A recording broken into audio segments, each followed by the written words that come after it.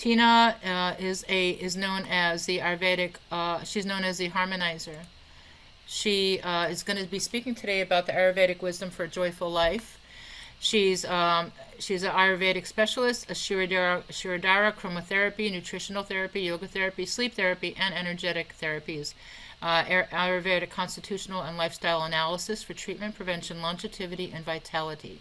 Her specialties include anxiety, depression, addiction, ADD, ADHD, trauma recovery, fertility, sexual wellness, insomnia, clarity, life purpose, anger, grief, and rejuvenation. She can be found at Ayurveda for all.yoga. So go ahead, Tina. You got the floor for 25 minutes.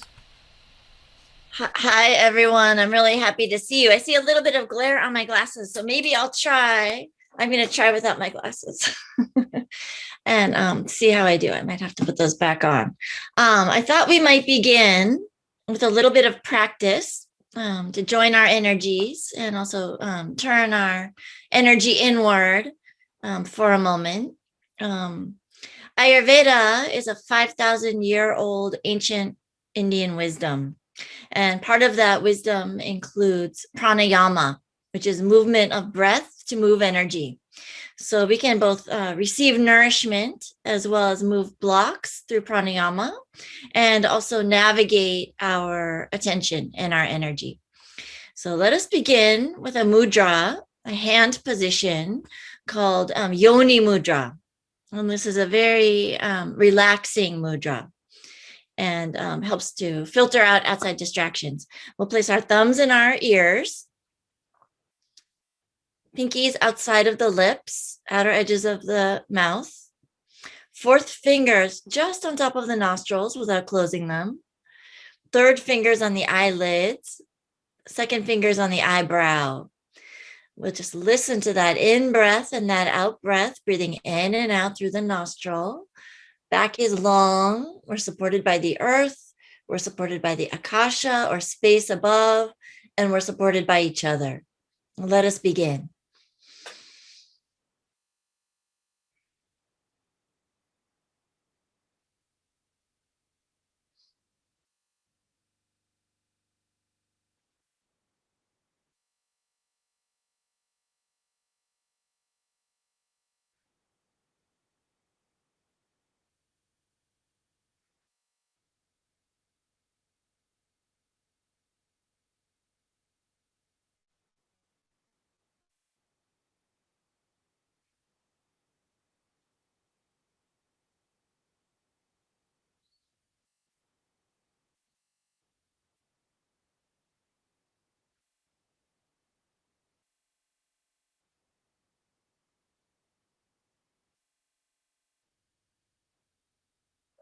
And gently placing the palms on the lap and taking a moment to just notice any sensation.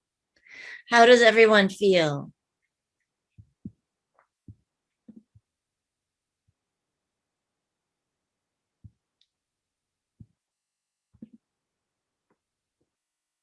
Okay, I'm going to put you on gallery view. There we go.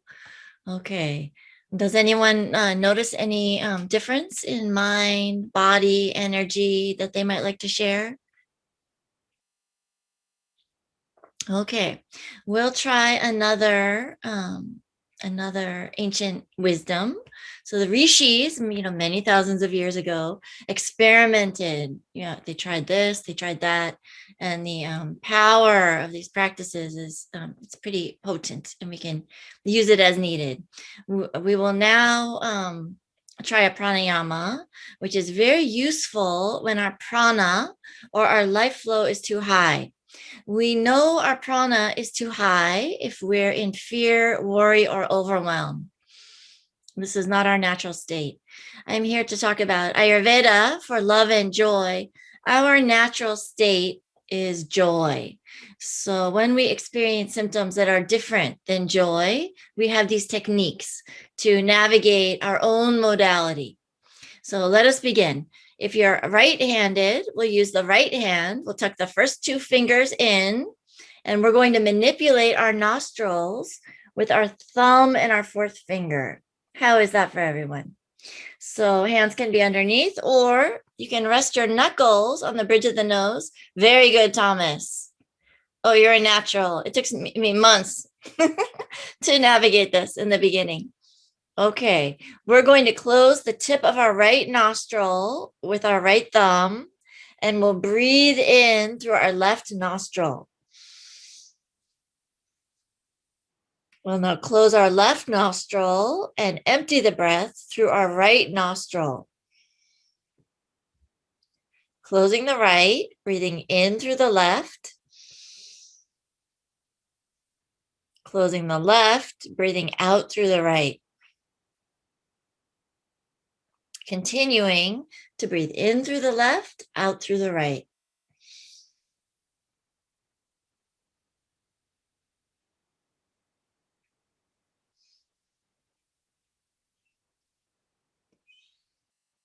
As we begin the breath, you might lift from the pelvic floor and imagine white light removing energy up, up, up, up, up, stimulating higher brain centers. And in through the left nostril, out through the right is also a very cooling breath. So we can use this on its own when we feel hot emotions. We'll do a few more, breathing in through the left, out through the right. Take your time. Okay, now we're going to switch sides. So we're going to close the tip of the left nostril with our fourth finger, and we'll breathe in through the right nostril. Closing the right nostril, we'll empty the breath through the left nostril. In through the right. Lifting from the pelvic floor, moving that energy up, up, up, up, up. And now closing the right nostril and emptying through the left. Continuing at your own pace.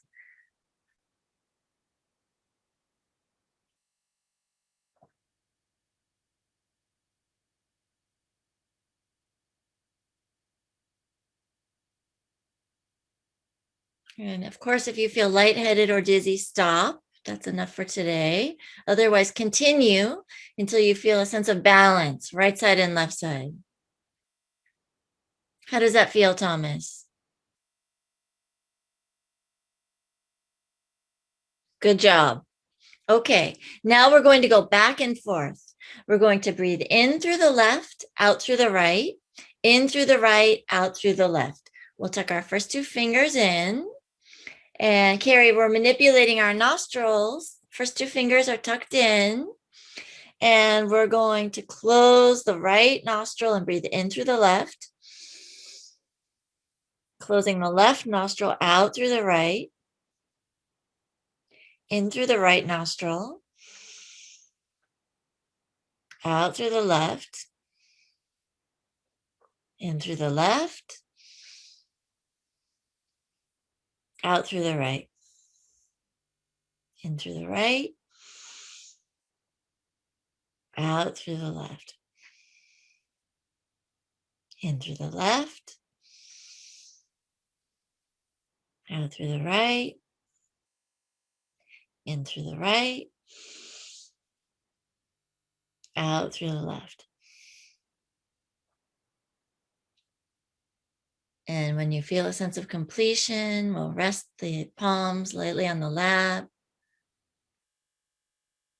If you'd like to do a few more, go ahead.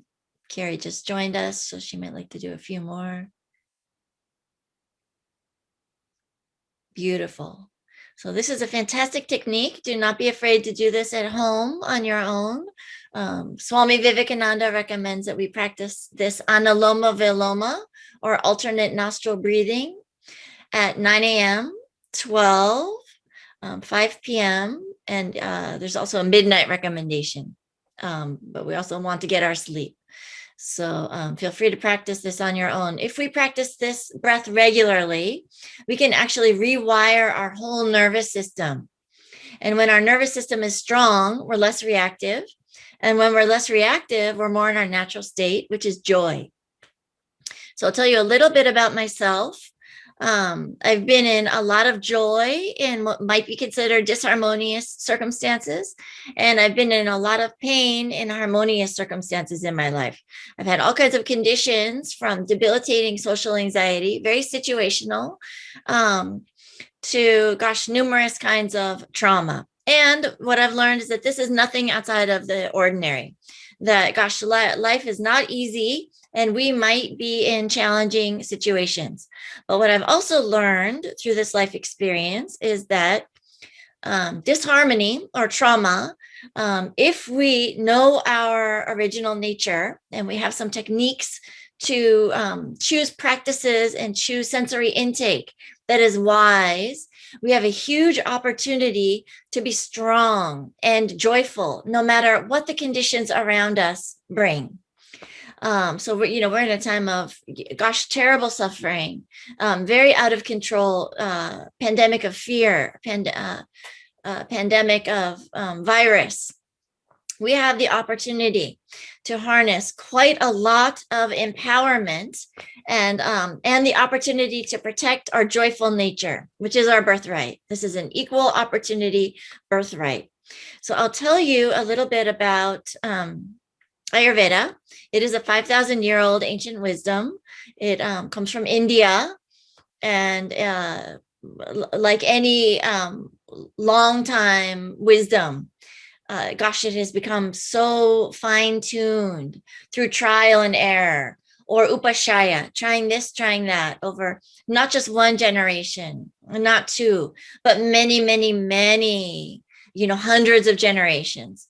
So this wisdom is very relevant in the West, because our current model is allopathic, meaning that we go to this very taxed medical system when something is wrong, and we tell the doctor or the nurse practitioner, what our symptom is, and then we're given something for our symptom. But these very wise ancient Indians learned through upashaya, trying, not an educated guess, more than that, gosh, the experience of each generation building upon the next, and then trying practices to really see what is effective and what is not, what does what, how do we direct our energy, how do we heal. And this wisdom has come up with some incredible solutions. So we don't look to just the symptom. We look to the origin of the symptom. And the symptom is considered communication. When something is wrong for you, we are unique. There has never been a D just like you, D, or a Crystal just like you, or Christina just like you, or a Gwendolyn, or a Vicky, or a Michelle, or a Raphael, or a Thomas. There's never been anyone just like you, and there never will be. You are completely unique. The ancient rishis boiled our uniqueness down to our elemental makeup. Our elemental makeup gives us quite a lot of information. So we do have a body, we do have a mind, and we have a spirit. This is another opportunity to go deeper than Western medicine. So we'll go back to our example. Let's say in the West, we have a toenail fungus, or let's say we have a broken arm. We will be given an antifungal cream, or we'll be given a splint. Broken arm is not a good example because that's exogenous. Let's say we have a staph infection on our arm. The Eastern wise rishis, what they learned through this upashaya, over the many generations, they learned to seek the nidana, or the true origin of the imbalance. So what will cause imbalance in Christina might be different than what might cause imbalance in Gwendolyn, because of our elemental differences. And then, gosh, we have many similarities as well. So Ayurvedically, we look at our uniqueness, but we also look at these common 3 pillars of life. So everything else is predicated on this: sleep, nourishing sleep, nourishing diet customized to the individual, the right amount of food at the right time, taken with a peaceful mind. If our mind is disturbed, we will receive little nutrition from even very high quality, alive, sattvic, meaning pure and filled with spirit food. So we want the mind to be very calm while we partake of food. And we want to know our elemental makeup. So we know which foods are very compatible for us to keep us in balance. And also management of sexual energy, which sex is such a taboo subject in the West. It's a subject that's very veiled. And I think maybe because of our puritanical roots, it's a little hush hush. We don't often talk about sex, but we, as human beings, do have a baseline sexual energy movement that is necessary and required for our balance, and that might be observed as creativity. So the 5 elements are earth, air, fire, ether, and water. And we are composed of these in different ways and different amounts, each individual. A Prakruti evaluation is an evaluation of exactly our unique elemental makeup. And so once we know our Prakruti, we have a lot of information about what we need to be in balance and what we need to receive as much spirit as possible. Where there is circulation, there is wellness. And where there's stagnation, there is disease. So if we know our Prakruti, we know our uniqueness, then we are able to receive the spirit. And gosh, many of you may have observed the glow that comes from people that are very alive, that are very well. The mind is well and balanced. The body is well and balanced. And the love and the productivity that comes from this modality. So this is joy. This is joy. We see this in every baby in perfect balance, laughing, smiling, happy. Doshas. So part of understanding our elemental makeup is a deep understanding of doshas. Doshas are combinations of elements. Every cell on the human body has the components of the 3 doshas. We have Vata dosha. Vata dosha correlates to the ectomorph, or the very slender person, possibly irregular in build. Now, when Vata dosha is in balance, Vata is like a butterfly. Vata dosha has a lot to do with creativity and movement. Vata is neither a leader nor follower, but a butterfly visiting many things. When Vata is out of balance, then we see difficulty with completion. We see dryness, coldness, too much movement in the mind. We see fear, worry, and overwhelm. These symptoms relate to Vata out of balance. Pitta dosha. Pitta dosha relates to fire and water. And Pitta dosha is the mesomorphic body type. This is that muscular person. They don't gain weight too easily. They don't become too depleted too easily. They're muscular. This is possibly a type A person. This is a person with strong executive function, a natural leader. People gravitate to the fire. Fire reveals truth. Pitta dosha can size up a situation, accurately in 1 second flat. This fire is so important for motivation and for clarity of truth. When Pitta dosha is imbalanced, this is a loving, selfless leader. And this is a person who gets things done. This is a person who has passion. Pitta dosha out of balance moves to anger, hot emotions, self-righteousness, criticism. Pitta dosha out of balance can mean ulcers. The site of Pitta dosha in the body. We have broad categories, and then we also have sites where Vata and Pitta and Kapha are located. The site of Pitta dosha will be the lower half of the stomach and the small intestine. When Pitta dosha is out of balance, we see heat stored as heat and disease in the liver. We see ulcers. We see too much acid. We see acid reflux disease. This is pitta out of balance. We see burnout. People pitta out of balance, whose fire is burning too hot. They might burn their protective membranes. They might burn tissues. They might experience a young burnout. They might burn the pigment out of their hair and gray early. Kapha dosha.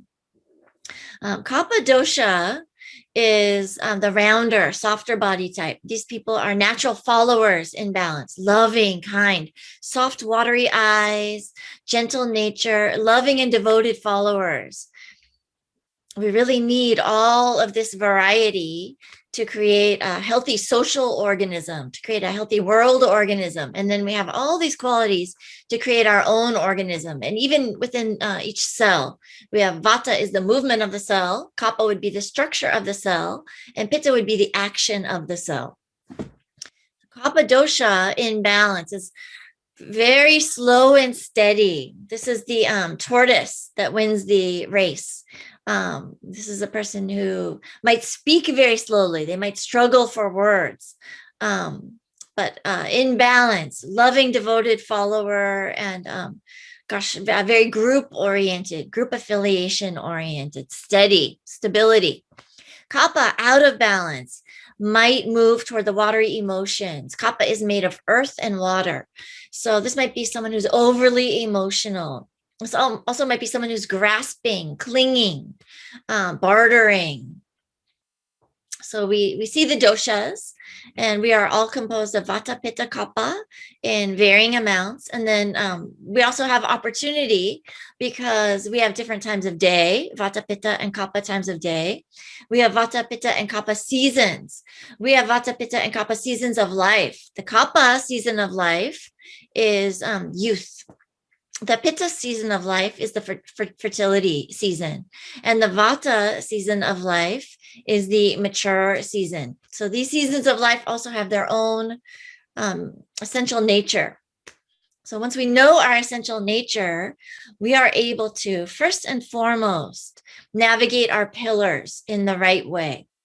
So sleep, diet, and sexual energy management.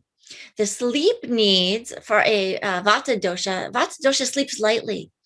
This person or this predominant nature might need to really work on sleep routine to cultivate healthy sleep, because too much vata type insomnia will absolutely progress and lead to further vata imbalance.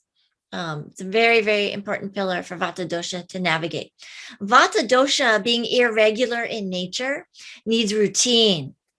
The more routine, the better. And when we're in balance, we crave the things that are good for us. When we're out of balance, as many of us are in a culture that might pull us every which way and maybe not knowing what is quite right for us, then we might be attracted to that thing which is the worst for us. So this person in vata imbalance craved spontaneity, irregular scheduling, and exciting work environment. Worst possible thing for me. I cannot be too scheduled. Now, kapha dosha, conversely, is very stable. Kapha dosha might stay in the same job too long.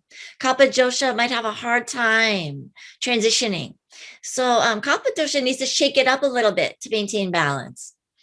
And pitta dosha also needs routine. And pitta dosha, because pitta can be very serious, getting all those things done, leading all those people, taking on all that responsibility. Pitta needs play. So pitta needs silly, needs playtime, needs spontaneity. This is a basic need for pitta dosha. Does anyone have any questions about Ayurveda and joy that they might like to share so far? Okay, we have practices. So we start with those 3 pillars and we customize them for you. This is powerful. This is very stabilizing for the mind, the spirit, and the body. And this allows for quite a lot of joy. Then we can fine tune with more subtle therapies. We have some beautiful ancient therapies. One is Abhyanga massage. This is a very oily massage, possibly the oil is treated with herbs for your dosha combination and your issues, your vikruti. And this is deep oleation, which nourishes all of the tissue layers, for a very strong, healthy, vital body. We have Shirodara. This is pouring of medicated or special customized oils on the third eye, on the pineal gland. So, Western medicine is validating. Now we talk about the HPA axis, hypothalamus, pineal, pituitary glands, and is validating exactly these ancient practices, which are so powerful in achieving mental calm and allowing joy in. So we have some beautiful therapies and color therapy. We have aromatherapy, and these are customized exactly for you. So the herbs, the five senses, the whole being, mind, body, spirit. We have a yoga nidra practice. So this is a beautiful practice for everyone. This is achieving a place in meditation where we can read our subtle body. We are awake and aware, yet ceasing all effort, and we can read blockages in the subtle body. So you remember, where there is movement, where there's circulation, there's wellness. Where there are blockages, we have blocks in our outer life. So we're actually able to release these blocks. And this is very healing and allows us to manifest our sankalpa, our dharma, our deepest desires. Our spiritual connection allows us connection to our meaning, our purpose, and our love flow, our joy to achieve this purpose. So I do love all of you very much. And because I love you, I want to share this wisdom, which has offered so much support and love and spirit and joy for me. So very grateful to be here. If anyone wants to contact me, you may reach me at www.ayurvedaforall.yoga. And my email is ayurvedaforall.yoga@gmail.com. Very grateful to speak with you and wishing you all love and joy.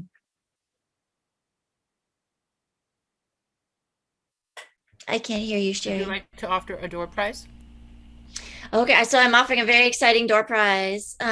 It's a Prakruti Vikruti analysis, which is ordinarily many hundreds of dollars, and just requires a few hours of your time. We really go in depth into an understanding of your original nature. And very excited to offer you this Prakruti. The second piece is the offering of a full report and a customized therapy for treatment, if you so choose. So put So your I am numbers- going to put pick your a numbers- number. Yeah, put your numbers in the chat, and she's going to write it down. Okay, and this is between 1 and 20, Sheri?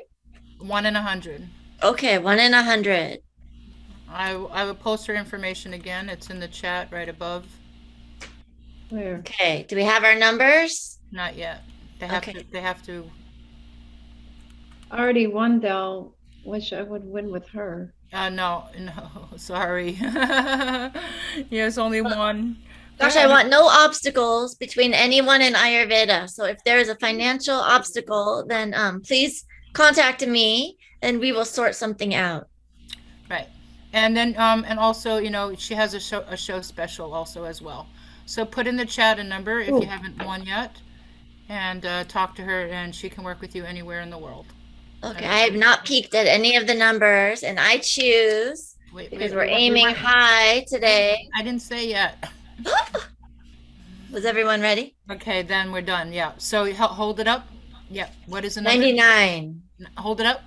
Up. 99. So we have whoever sales guy is. We don't know your name. What is your name? Hello, ma'am. What is your name? Patty D'Agostino. Patty D'Agostino. Okay. Patty, you won. Yay. Put in the chat your email. And Patty, Patty. Aye. D'Agostino. Yes. Okay. Just changing your name. Okay, thank you very much, Tina. And if you want, you can follow her to her room right now. She's at Valentina427 at Hotmail. And you can follow Tina right now. Tina, your number is not in your, you missed it.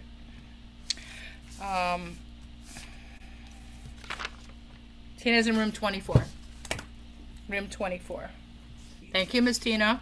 Thank you. Thank you so Thank much. you, everybody. Okay.